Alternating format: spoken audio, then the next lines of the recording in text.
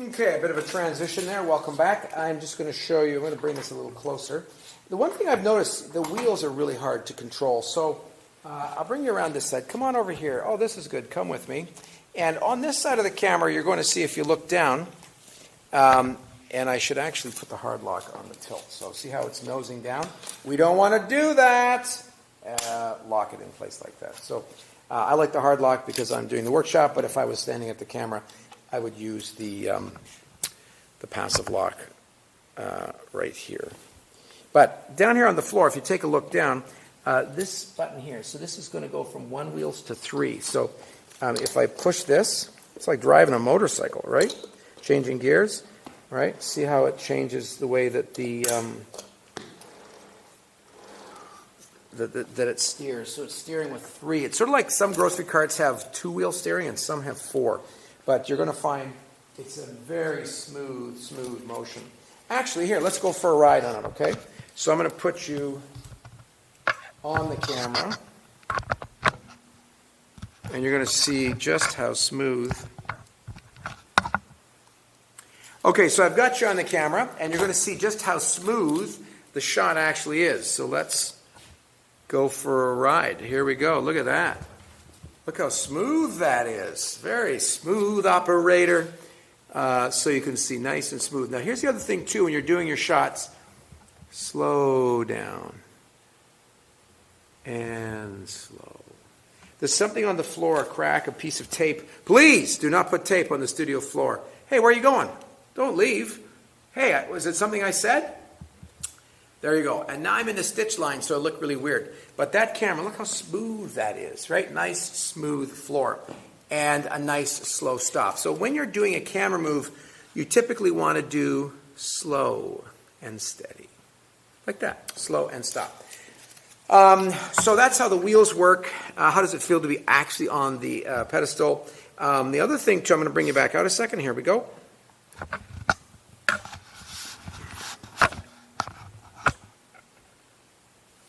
All right, thanks for joining me.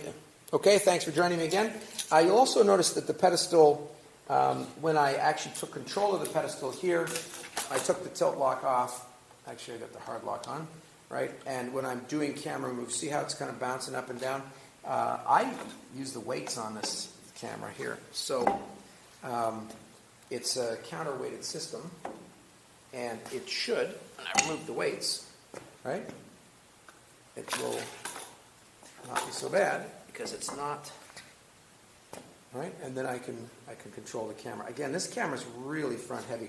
On the back too, you're going to see there's a little spirit level when we're setting up the camera. I don't know if you can see that. Come on, lean way in, right here, spirit level here, and I can light it up to see where the little bubble is. And this is also on all our camera heads, or tripod heads rather. On all our tripod heads, you're going to see the spirit bubble, so make sure that your camera is dead level. All right, so let's see. Steering wheels, pad up and down, the pad lock. Let's go back to that. What else do we need to talk about? Arms heights and width modification. Let's back up a little bit. The camera is configurable. This is also true with our field tripods as well. You can adjust the arms a little bit, right? So you can make them longer or shorter, right? I can move them in and out depending on how I feel comfortable. You can also play an instrument for that as well. So I'm going to find what's comfortable for me, and I'm going to modify that, and then I'm going to just finger tighten that as well. When you take out a camera tripod from anywhere, you should also make sure that the arms are comfortable for you, because as a camera operator, you're going to be standing here for quite some time. Also, to wear comfortable shoes. Very, very important. Put your phone away and always pay attention. Right? So when I stand here, what's a comfortable height? I might need to bring the viewfinder down. The camera might need to go really high, ped up. Maybe the director wants a really high shot, and ped down. This is really nice when you do this sort of thing. Again, slow and steady. And if I'm going to do camera movement, I might want to put some of these weights back on to give me a bit more of the drop. Spread that a little bit. Right? And now I've got much more fluidity in the up and down. Do you see that? And then the tilt and pan tension here. I can adjust these This is the pan on the bottom, and the tilt tension is here. Tilt is up and down, pan is left and right. This is petting up. And then we can do a dolly. We dolly in, we dolly out. I don't want to hit that box, right? See what I'm doing? Holding on. And I'm going to keep my head up. Don't want to fall. Want to make sure that my head's clear. I can steer the camera around and pet down, right? And slow. Slow and steady. Gentle is what we want. And then trucking, truck right, truck left. And that's how we can control it. So I'm going to point the arrow, or I guess it's tape. I don't know what happened to the red thing. It was probably fell off. But that's the direction it's going to go. So you make sure that you have that set. And again, I'm going to put the lock on that. So that is how the camera mostly works. So I can bring it around here.